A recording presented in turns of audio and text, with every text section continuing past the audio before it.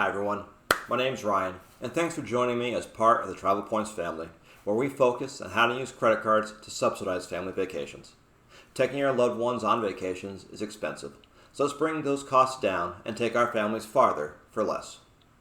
Today, we're going to talk about how to make sure you come out ahead when dealing with credit cards. I'm going to lay out what you must do to maximize your earnings. We all have friends or family, and Mom, I'm looking at you, who will warn you about credit cards. They'll tell you you'll ruin your credit, that you need to be careful of credit card debt. And sure, everyone's heard a secondhand horror story. But if you follow the credit card commandments, those stories will stay secondhand and not be you. My full-time job is in education, and I spent 16 years in the classroom, so I'm used to setting up some rules and procedures to make things run smoothly. You can't only focus on those things that you shouldn't do. You need to focus on the do's, what you need to do. And that's how you go about maxing out your rewards. Now, a good set of classroom rules has about 5 rules to it. So we're going to go over 5 rules for getting the most out of your credit cards. But first, a little secret. Credit card issuers exist to make money. They are not giving you cash back or rewards out of the goodness of their hearts.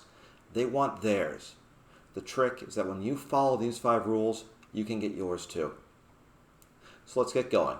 Rule number 1. It's not a loan. Okay, so technically it is a loan, but you shouldn't think of it as one, and you definitely shouldn't treat it as one. When I think of a loan from a bank, I think of mortgages, car loans, home equity lines of credit. And these are fixed loans or installment loans. You borrow a fixed amount of money, and then you proceed to pay it back plus interest through monthly installments. At the time of filming, for my area, mortgage rates are a tad over 8%, auto loans are sitting around 6%, and HELOCs are coming in near 7%. These rates might be slightly different where you are, but this is what a typical fixed loan will cost you. Credit cards work differently. Your credit card has a limit of how much you can borrow, but most people don't, and probably shouldn't, use the full limit.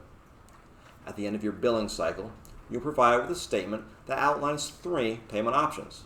1. Pay the minimum. 2. Pay the statement balance. 3. Pay another amount. If you treat this credit card payment like a fixed loan and only make an installment, you will now be charged interest on the remaining balance.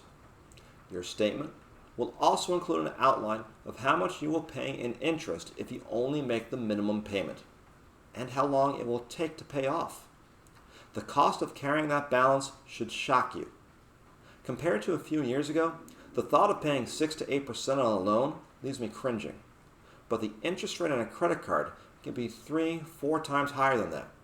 The interest rates on my credit cards range from 18 to 24%, and those are crazy interest rates.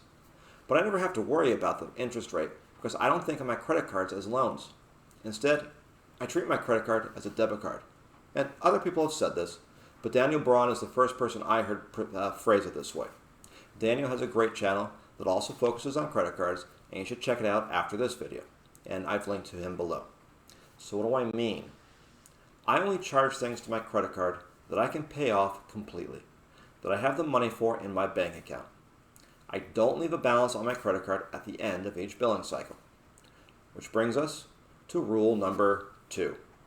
On time and in full. If you don't pay your statement balance on time and in full, you are losing the credit card game. And there is no way to sugarcoat this. This is math, and you just can't ignore it or argue it away. When we are making credit cards work for us, we are trying to earn between 1.5% to 5% back on purchases. When we redeem those points, we're trying to get 2 cents per point. 1.5 times 1.5 times 2 is 3. 5 times 2 is 10. So we're trying to get between 3 and 10% back from our points. The moment you pay interest, all of that is nullified. Your redemption percentage will never be greater than your interest rate. If you redeem for 10%, or you get a great redemption of 3 cents per point that has you redeeming for maybe 15%, that is still less than even the lowest rate on any of my credit cards.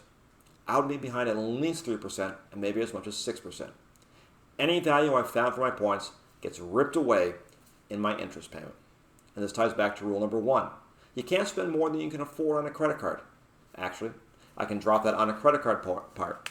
You can't spend more than you can afford. I have credit limits that range between $10,000 and $20,000, and there is no way I could afford to spend $20,000 a month every month. Do not think of your credit card as a loan. Treat it like your debit card. In order to keep the math on your side, you have to pay your statement balance on time and in full. If you don't, the credit card issuers will love you because they are making their money off of you. They'll be happy to keep handing you points because you will keep on forking more money over to them. Rule number 3. There is no one-size-fits-all solution.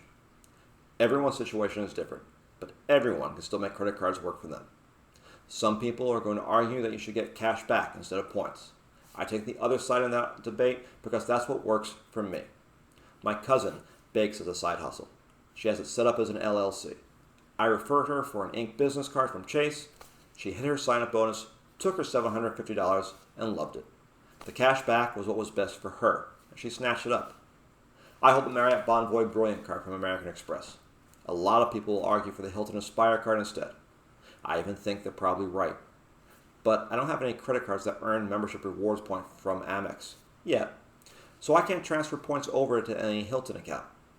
What I do earn are ultimate reward points from Chase, and those I can transfer over to Marriott. But I can see a time where I might trade out the Bonvoy Brilliant for the American Express Gold card and a Hilton Aspire. You'll hear people talk about different credit card setups, and hell, you'll hear me talk about different credit card setups. The Chase trifecta, for instance, or the American Express trifecta, or the Capital One duo. There are pros and cons to each. If you stay with this long enough, you might go from one to another, or you might have more than one set up at the same time. Whichever card you are getting, you have to make sure it works for you, that it fits in with your goals. And this leads to rule number 4. Have a plan. When I got my first rewards card, that Bonvoy Brilliant card, I didn't have a plan. And when I got my second rewards card, it kind of aligned with the first card, but I still didn't have a plan. I knew a little bit more by then, and I brought my wife in for a 2-player strategy. That second card was the Chase Sapphire Preferred. We each got a 100,000 point sign-up bonus, and I got a 15,000 point referral bonus. I also got a plan. I learned a lot. I learned about Chase's 524 rule, where if you have opened 5 or more personal credit cards in the last 24 months, Chase will deny any of your applications. And I learned about American Express's rule that tells you how many credit cards they'll let you have, which is usually 5. But that doesn't include charge cards, so the gold or platinum card doesn't fall into that. By the way, Capital One seems to limit you to 2 cards.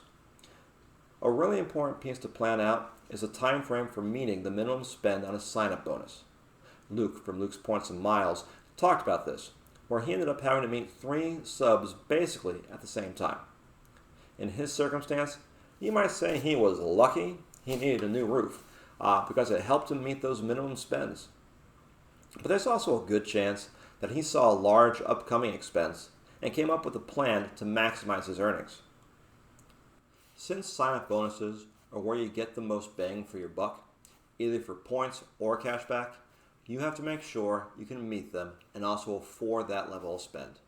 You need to plan for them. And annual fees are another piece to plan out. My wife and I both had a Chase Sapphire Preferred card. We live in the same house, so we can combine points together. Because of that, we don't both need to hold the Sapphire Preferred. The annual fee was about to be applied for my Sapphire card, and I knew I wanted to get out of that card, but I didn't want to cancel it if I didn't have to. Thankfully, the Sapphire Preferred has a downgrade path. I called up and asked for a product change to the Chase Freedom card with Ultimate Rewards. You can't apply for this card. You can only product change to it. The OG Freedom works like a Freedom Flex, so it has a $0 annual fee and it has rotating quarterly categories that earn 5%. But this is a Visa instead of a MasterCard. So I got myself a new gas card for the third quarter because Costco takes Visa and not MasterCard. Managing my annual fees also allowed me to add another card to my collection while staying cost neutral. By downgrading that Sapphire Preferred, I got rid of a $95 annual fee. Then I saw a good offer for the Chase Marriott Bonvoy Boundless card, which also had a $95 annual fee. It balanced out. So whether it's annual fees, minimum spend requirements, credit card issuer rules, or sign-up bonuses, Having a plan for your credit cards will help you maximize your earning potential. Rule number 5, organic spending. Having access to hundreds or thousands of dollars can tempt you, and there's no doubt about it. You can rationalize it. If I buy this, I'll earn more points, and then I'll be closer to a vacation. That's a dangerous road to start down. The key is to maximize your earnings from what you already spend, not to just spend more. Increasing your spending without increasing your income is a recipe for disaster. So pay attention to each card's earning multipliers. Maximize on what you spend naturally, organically. I can earn some points with each of my cards on every purchase. But if I go to the grocery store and pay with the Southwest card, I just create a real opportunity cost for myself. Sure, I've earned 1% back toward my next flight on Southwest, but if I didn't use my Freedom Flex card, I would have earned 5% back towards a Southwest flight, a Hyatt stay, or another redemption. You can create spreadsheets to keep it straight. I've seen little stickers for sale that you can put on your cards. You can even call your player 2 up to ask. And a tear of joy rolls down my cheek each time Nicole calls me. But she needs to stop using the Southwest card at Publix. I'm just kidding about that. And if I don't let you know about that, Nicole might kill me. She came fully on board with my craziness after our trip to DC, where she experienced firsthand a trip that cost us $22 for the flights and $25 destination fee for the hotel. And this was a trip that even featured a fabulous upgrade that had her thinking of Kevin McAllister in Home Alone 2. There are also a couple different apps you can use as well. Are you having a hard time keeping track of which card to use when? Not getting as many points as you should? Did you forget about Great Benefit? That's why I use the app. Nope, I'm not sponsored yet, so no free plugs. In the comments below, let me know what you think of these rules. I'd also really appreciate it if you like this video and subscribe to the channel. Most things in life require us to follow a set of rules, written or unwritten. Usually when we follow these rules, things go better for us, easier. And while there are times when it is necessary to break the rules, breaking these 5 credit card commandments is not like having ice cream for breakfast.